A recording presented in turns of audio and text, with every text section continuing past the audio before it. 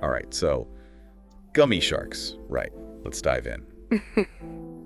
I gotta admit, when I first heard about gummy sharks, I pictured like, I don't know, a shark made of actual gummies. Yeah, that's a pretty common first reaction, I think, but, well, the ocean's a lot weirder than that. Okay, so no swimming candy sharks, but there's gotta be a reason for the name. Right. Oh, absolutely. The name actually comes from their teeth. They're flat, plate-like, nothing like the pointy chompers you'd picture on like a great white. Some more like crushers than slicers. Exactly. Perfect for crunching through hard-shelled prey like crabs and lobsters. But because they don't have those, super obvious sharp teeth, they almost look toothless, hence the gummy part. Makes sense. It's all about function over form in the animal kingdom. You got it. Okay, so their teeth might not be what we typically expect, but how do scientists actually tell how old a gummy shark is? Do they count rings on their, no, well, not gummies. That's a great question. It's not quite as simple as counting rings, but it is kind of like nature's built-in calendar. See, as a gummy shark ages, their jaw cartilage builds up calcium and phosphorus, making it tougher. Oh, so it's like a record of their growth. Precisely. And by analyzing the levels of those minerals and using techniques like radiocarbon dating, scientists can get a pretty accurate estimate of the shark's age. So it's all in the jaw. That's fascinating. So size-wise, where do these gummy sharks fall? Are we talking jaws level huge or more like pocket-sized? They're definitely not pocket-sized, but thankfully nowhere near jaw-sized either. Adult males can get to be like 157 centimeters long, which is pretty big. Okay, that's decent size for sure. But what about the females? Are they generally around the same size? Actually, female gummy sharks tend to be bigger than the males. They can reach lengths of up to 175 centimeters. Wow, so the females are the larger sex. Is that like a thing with sharks in general? It is actually fairly common, yeah. But what's really interesting about gummy sharks is that their size can vary a lot depending on where they live. Oh, really? So like different regions, different sizes? Exactly. Take central Queensland, for example.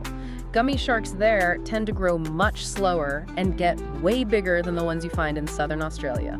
That's a pretty significant difference. Any idea why that might be? Well, researchers think it's probably because of fishing pressure. In central Queensland, where there's less fishing, the sharks have more time to grow and, well, just get bigger. So less fishing equals bigger sharks. Makes sense. But I imagine that has to have some kind of impact on the ecosystem as a whole, right? Oh, absolutely. Slower growth might mean they're more vulnerable to, say, disease or other threats, especially if they take longer to reach maturity and start reproducing. But on the flip side, it could also mean they develop more robustly and have greater reproductive success in the long run. It's a complex balance. So it's like an ongoing evolutionary experiment. Speaking of survival, what are these gummy sharks actually eating? I'm picturing them with their flat teeth crunching on, well, anything with a shell, I guess. You're not far off. Crustaceans are definitely a big part of their diet, things like crabs, lobsters, and shrimp. Makes sense, all that shell-crushing action.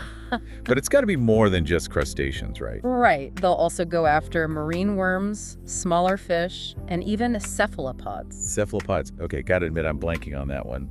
Refresh my memory. Think octopus, squid, cuttlefish. Yeah.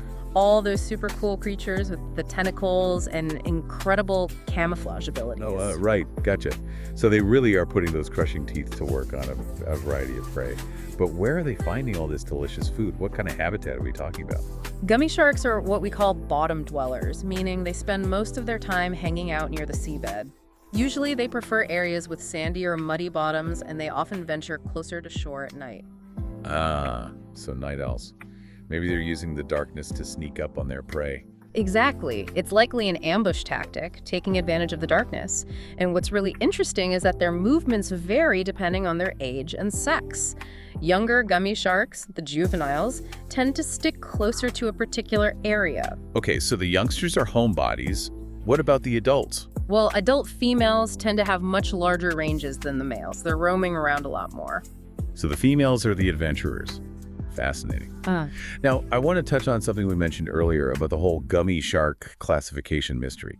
What's the latest on that? Well, this really highlights how science is always evolving. Recent research has suggested that what we call the eastern spotted gummy shark, scientifically known as Mustillus walkeri, might actually be the same species as the gummy shark Mustillus antarcticus. Hold up, so we might have two names for the same shark. How does that even happen? It all comes down to ongoing research and the incredible advancements we're seeing in genetic analysis.